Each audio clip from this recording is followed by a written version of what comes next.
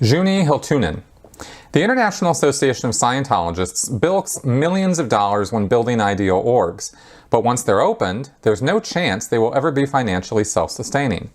So they must be subsided by the Church of Scientology and cannot be closed, sold, or repurposed for profitable business. So isn't the ideal org program counterproductive? The ideal org program is absolutely counterproductive, but not for the reasons you stated here. Okay, let me give you a little bit of history on this, or a little bit of my experience with running Scientology organizations from a management position.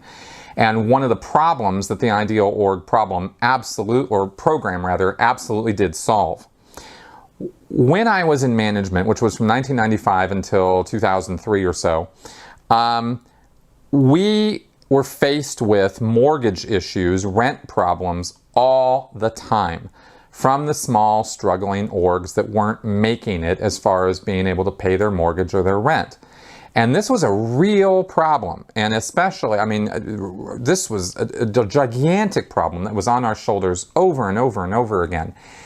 And one of the reasons it was a problem is because you had, or where it was a problem, Albuquerque, Las Vegas, Valley, the Valley organization in California, constantly having, we had to move them like 3 times because they kept not paying their rent. They just weren't making, enough money. Santa Barbara had a problem a couple times, Salt Lake City, Kansas City. One of the first things I did when I joined the Sea Org was flew out to Kansas City with somebody else as a Sea Org member to go out and help them make money to hold on to their building, because they were like 3 or 4 months behind on their rent and they were about to get the boot. So renting properties or leasing properties was a real headache for the orgs if they fell behind on their rent, because it just became this snowball effect. They don't make it 1 month, then they can't make it up, then they can't make it up, and it just becomes this big issue. So when that happened, by the way, we had to pay their rent, right? Because it would float up to us as Continental management to deal with the orgs that we were mismanaging so badly that they weren't able to make their rent, right? And there's a certain point to that. I mean, as management, that was our job. So it fell on us, and we had to, out of our own money and our own reserves, pay for those orgs' rent or pay their mortgage payment.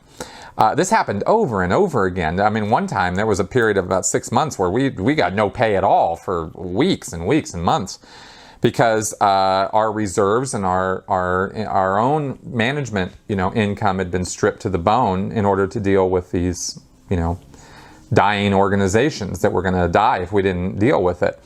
And the one principle that we absolutely, I mean, it was law, right, was orgs do not close, ever, ever, ever, ever, right? So there was no excuse, no way that this was not going to be resolved, and the pressure was on us, right? So we had to deal with that. Now, when the Ideal Org program came along, and part of this program being to buy the building outright and own it, that solved the lease rent problem. Just solved it.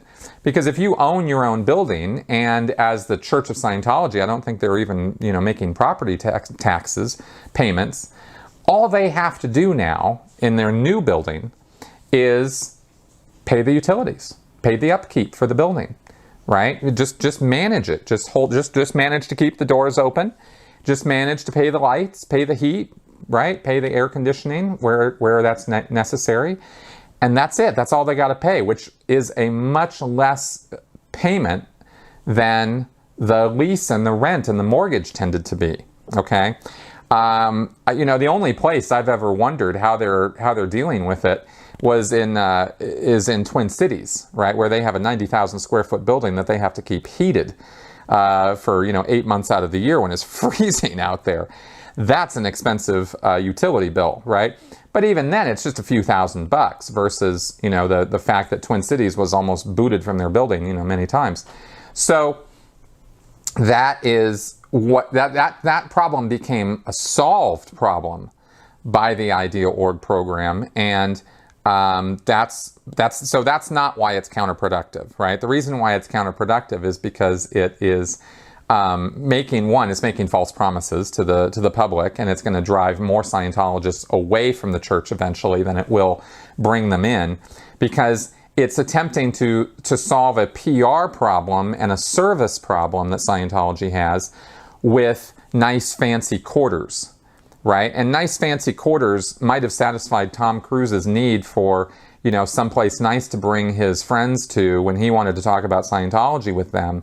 But it doesn't solve anything when it comes to bringing, your every person, your every man or every woman in off the street and getting them to come into the church and partake in Scientology services.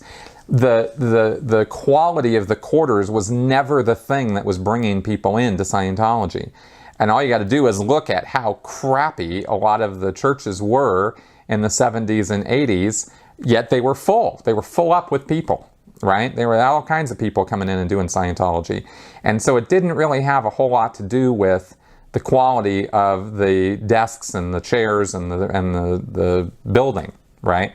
But Miscavige got it in his head that it did, and then so they have been on this whole roll to buy new buildings and renovate them, and pocket millions and millions of dollars in the process for the church, because the amounts that they're having to fundraise for these buildings is way in excess of what they're paying for the building and for what they are, and then they're paying the church directly to renovate the building, hire contractors, do all that work.